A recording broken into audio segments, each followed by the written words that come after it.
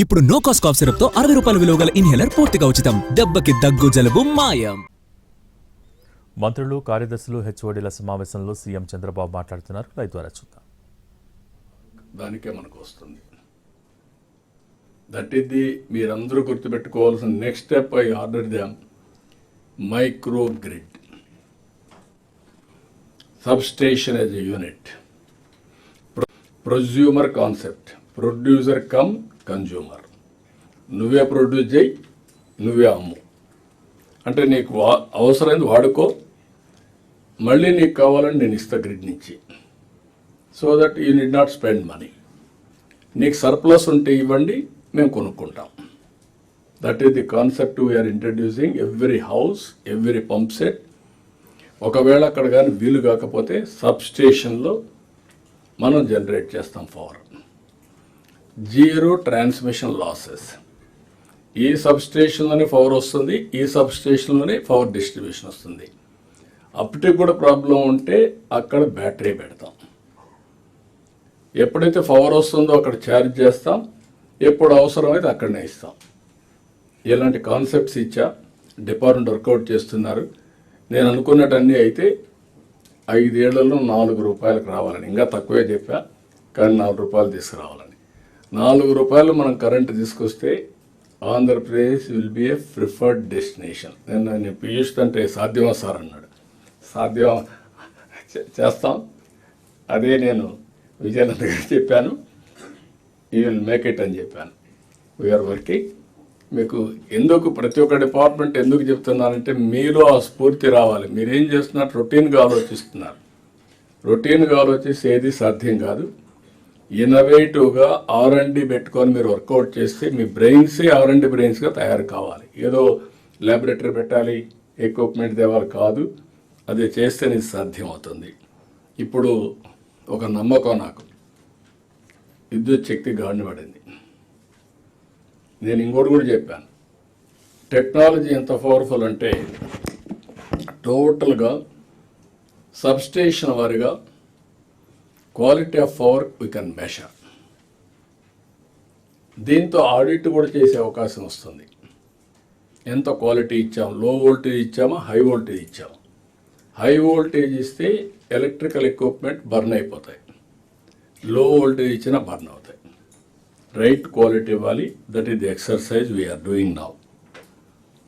ఇవి ఇలాంటి best practices నేను 2-3 చెప్పాను. అన్ని డిపార్ట్మెంట్లో ఉన్నాయి. మీతో ఎప్పటికప్పుడు మాట్లాడతాం. ఇలాంటి బెస్ట్ ప్రాక్టీసెస్ అన్ని దిక్కల్లో అమలు కావాలి. కెపాసిటీ బిల్డింగ్ చేయాలి. మనందరం కూడా తొందరలోనే హ్యూమన్ రిసోర్స్ డెవలప్మెంట్ సెంటర్ కూడా వస్తుంది, గిగా. అది కూడా తీసుకొచ్చి best faculty members in the country తీసుకొస్తాం. IAS, IPS, IFS గ్రూప్ 1 వరకు ఇక్కడ ట్రైన్ చేసుకుంటాం. మిగిలిన వాళ్ళకి రీజనల్ సెంటర్స్ పెట్టి అక్కడ ట్రైన్ చేస్తాం. ఏ విధంగా ట్రైనింగ్ ఇవ్వాలి అవి కూడా వర్కౌట్ చేసుకుంటాం. మీరు ఇక్కడ నాకు కావాల్సింది, ప్రతి ఒక్కరూ డబ్బులు ఇస్తే పని చేస్తాం అంటున్నారు. డబ్బులు కావాలి. డబ్బులు సంపాదించే మార్గం కూడా గుర్తుపెట్టుకోవాలి. ఇచ్చిన ఫండ్స్ని సమర్థవంతంగా సద్వినియోగం చేయాలి. దీనికి టెక్నాలజీ వాడడం, ఇన్నోవేషన్ వేలో వెళ్ళడం, వేగంగా ఫలితాలు వచ్చే పద్ధతుల్ని అన్వేషించడం, ఇవన్నీ చేయాల్సిన అవసరం ఉంది. ఇవన్నీ ఫోకస్ చేయడానికి 3 రీజన్స్లో 3 ఎకనామిక్ జోన్స్ని తయారు చేస్తున్నాం.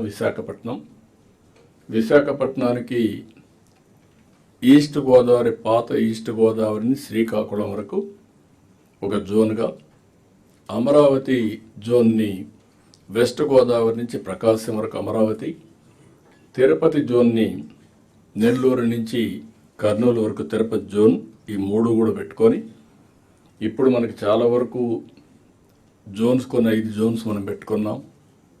అక్కడ ఇన్నోవేషన్ హబ్స్ కింద 5 జోన్లో పనిచేస్తున్నాం. కొన్ని కారిడార్లు ఉన్నాయి. VCIC ఉంది, CBIC ఉంది. అదే మాదిరిగా బెంగళూరు హైదరాబాద్ కారిడార్ ఒకటి ఉంది. అవి కూడా అడ్వాంటేజ్ తీసుకుంటాం.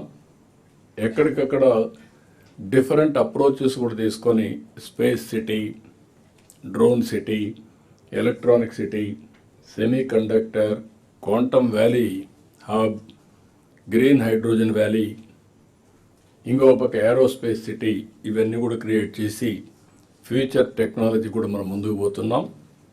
ఇవన్నీ చేసేటప్పుడు మళ్ళీ ఫైర్స్ క్లియరెన్స్ అన్నీ కూడా వేగవంతం కావాలి.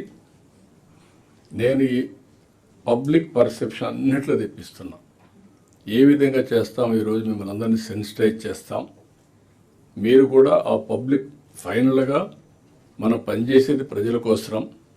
ప్రజల్ని మెప్పించే టెక్నాలజీలో మీరు పర్ఫెక్ట్గా ఉండొచ్చు, డెలివరీలో పర్ఫెక్ట్గా ఉండొచ్చు, బిహేవియర్లో సరిగా లేకపోతే కూడా ఇట్ విల్ రిఫ్లెక్ట్. మనం చేసిన పని అంతా కూడా పోతుంది. అది కూడా మేము ముందర పెడతాం.